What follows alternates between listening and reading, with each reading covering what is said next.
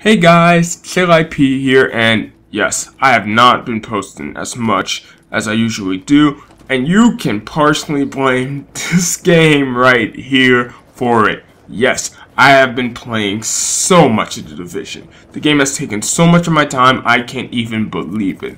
We're more than 3 weeks in, and I'm still finding myself wanting to play it, which is very good of a game. Now, I've been meaning to make this video over a week ago, maybe even 2 weeks ago I had this video in mind. But I've been so busy with other stuff that I'm finally pushing the video out right now.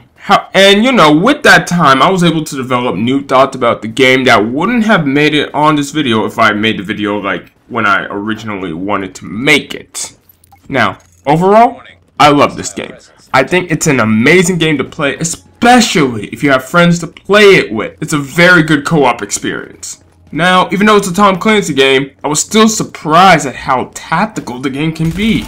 You really notice this when you're playing with friends in either the level 30 missions or the Dark Zone. I find myself constantly calling out where the enemies were and repositioning so I can deal better damage against those enemies. If you're in a bad position, the enemies will take advantage of that, whether by easily rushing for the flank or by sniping for the headshot.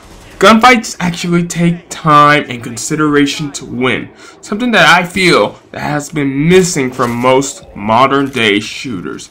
I believe we'll see more of this tactical gameplay at its best when the incursions, which are basically the highest end of PvE events, finally drop.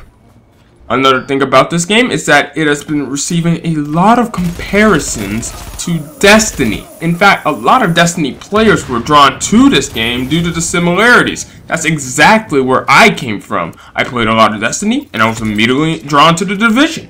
Now, Destiny and The Division are both loot-based RPG shooters. You shoot enemies, you get loot from them to upgrade your character, like that. However, when it comes to the RPG side of things, The Division blows Destiny out of the water.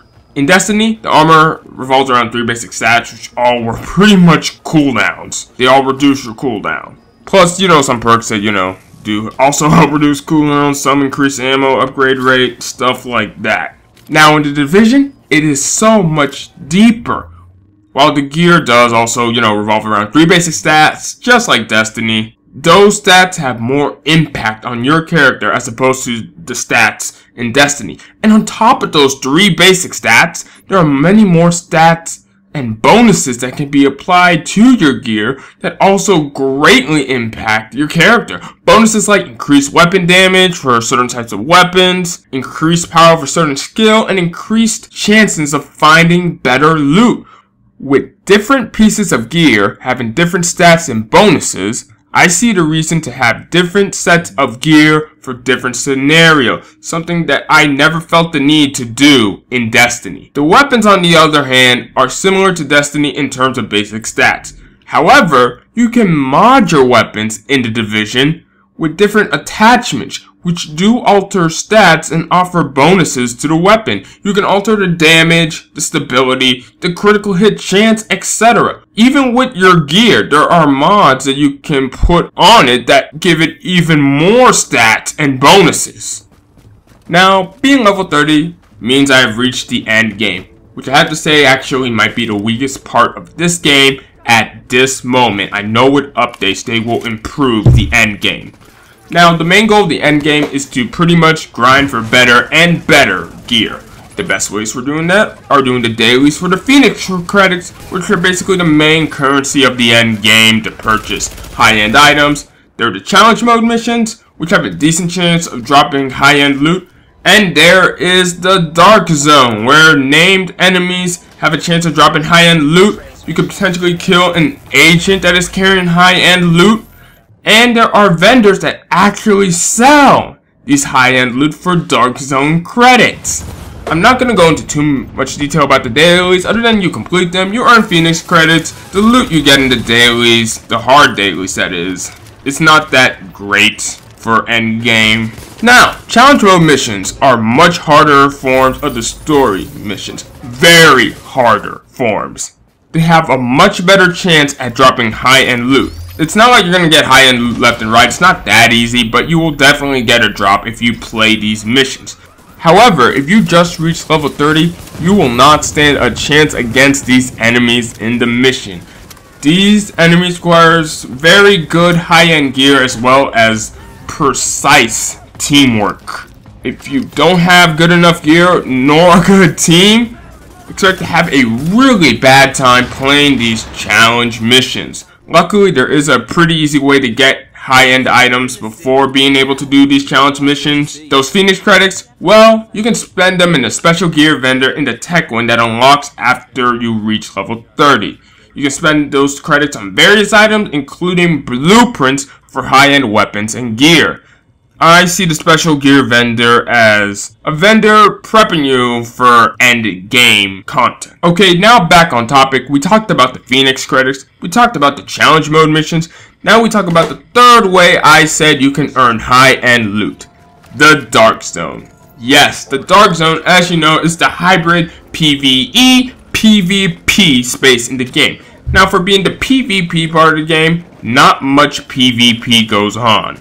Right now, there is too much risk going rogue, which is the state you go into when you kill another agent, and this pretty much makes you and your group the target of the entire Dark Zone, and as well, there isn't much of a reward for surviving being in the rogue state. Now, this topic's for another video, as PvP isn't your focus for obtaining high-end loot.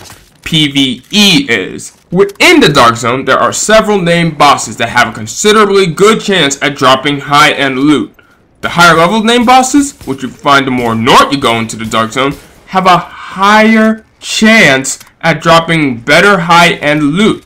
However, like the challenge mode, you have a hard time fighting those higher level named bosses as well as the higher level mobs around those bosses. So if you just got to level 30, stick to the lower level Dark Zone if you want to fight bosses for high-end loot, although you should be putting your focus on getting Phoenix credits from dailies, as that will lead you into getting guaranteed high-end items. And that is all my thoughts so far on The Division. I know Ubisoft Massive is going to continue to update this game for such a long time, so I will develop new thoughts as new content comes out, and we will see what I think of the game then. This is the first Division video on my channel. I plan to drop more Division videos on this channel as I love this game so much. Let me know what you think about the game, the video, all that sort of stuff. Thank you all for watching. Peace.